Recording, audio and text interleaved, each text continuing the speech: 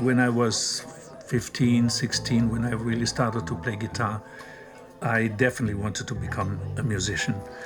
It was almost impossible because the dream was so big that I didn't see any chance because I was living in a little town, was studying, and when I finally broke away from school and became a musician, I thought, well, now I may have a little bit of a chance because all I really wanted to do is music and not only play music but compose music. At that time in Germany, in 69, 70, they had already discotheques. So I would take my car, would go to a discotheque, sing maybe 30 minutes. I think I had about 7, 8 songs. I would partially sleep in the car because I didn't want to drive home. And that helped me for about almost 2 years to survive in the beginning. I wanted to do an album with the sounds of the 50s, the sounds of the 60s, of the 70s, and then have a sound of the future. And I said, wait a second, I know the synthesizer. Why don't I use the synthesizer, which is the sound of the future?